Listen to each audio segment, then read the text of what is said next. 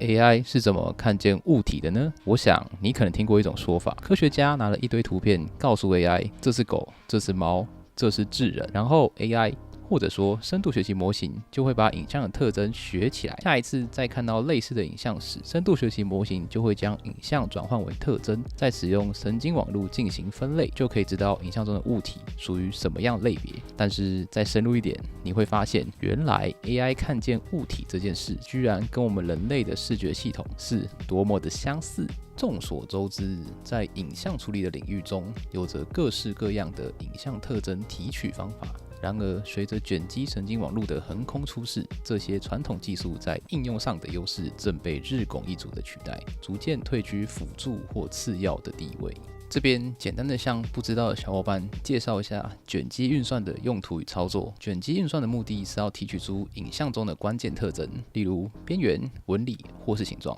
帮助后续的影像分析与辨识。那它是怎么做到的呢？首先，我们先定义一个9宫格，然后在9宫格里面填上设定好的数字。这个9宫格称之为卷积核，你可以把它想象成是影像特征的放大镜。对我们要辨识的影像从左上角开始，将卷积核覆盖在影像的某个区块，对应位置中的每个像素点，点对点相乘，再把所有的指向加起来，这个值就会是影像特征第一个像素点的值。接着，我们把卷积核移动到第二个像素点上，逐步计算完整张影像，进而得到类似这样强化边缘特征、模糊等效果。简单来说，卷积运算可以把影像转换成我们需要的特征样式，而卷积神经网络则是透过学习应该使用什么样的卷积核来生成影像特征，进一步让 AI 模型知道眼前这张影像中包含了什么样的物件。卷积核的大小代表了一个卷积核可以关联到附近多少像素的资讯，或者说可以看到多大的范围，就像动物的视觉一样。对，我们动物的视觉系统并不是直接把完整的画面传送到大脑，而是会先压缩和整理，让大脑更容易处理关键资讯。视网膜上的视锥细胞也会把讯号传给大脑的视觉区域，而这些细胞和大脑之间存在一种对应关系，也就是视网膜上的某个位置会对应到大脑视觉皮层的某个区域。这种对应模式叫做视拓扑映射，而每个神经元只能看到一小块视野，这块范围就叫做感受野，负责处理特定区域的影像资讯。举个实际的例子，朋友们不妨回想一下，当你专注地盯着手机荧幕上的文字时，会发现荧幕外的视野变得模糊，不容易看清细节。这是因为视野中心的物体需要更细致的视觉解析，因此大脑分配更多的资源来处理，使我们能够看清楚。视网膜在将视觉讯号传入大脑时，会让视野中心的资讯对应到较小的感受野，提供更高的解析度，让我们能够清晰辨别眼前的事物。那么各位机灵的朋友们肯定能马上联想到一件事情，如果把视网膜上的影像当作神经网络的输入影像，大脑之中拆解压缩后的特征对应着卷积之后的特征图，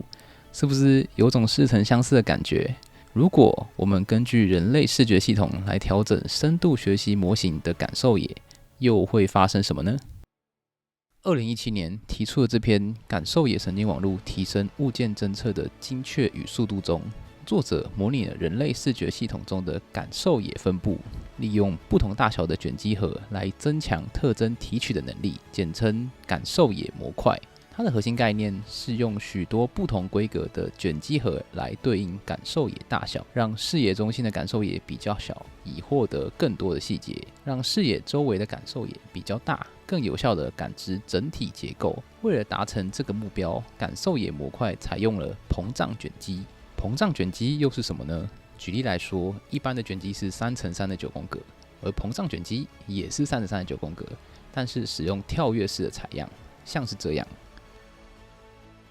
再加上步伐的调整，也就是说，原本的卷积是一格一格进行计算，现在把它改成2格2格计算。透过这样的设置，就可以轻松的让感受野放大，不同的卷积核叠加堆叠出形似人类视觉密度的感受野。这样计算还带来一个额外的好处，本来卷积核每一格都要计算，现在2格才计算一次，这大大的减低了运算量。研究人员把原先的神经网络模型部分替换成了感受野模块，在不同的测试资料集上提升了3到5% 的正确率，同时还能维持即时侦测的速度。也许这区区的5% 正确率提升是微不足道的，但是演化也正是这样，一点点的小修小补，在亿万思年的迭代中，一次次的调整、删去，最终筛选出了人类这样的终极智慧，不禁令人感叹：5亿多年前，茫茫大海之下，一只蠕虫缓缓地睁开眼，捕捉光影，勾勒轮廓，这才有了看见的可能。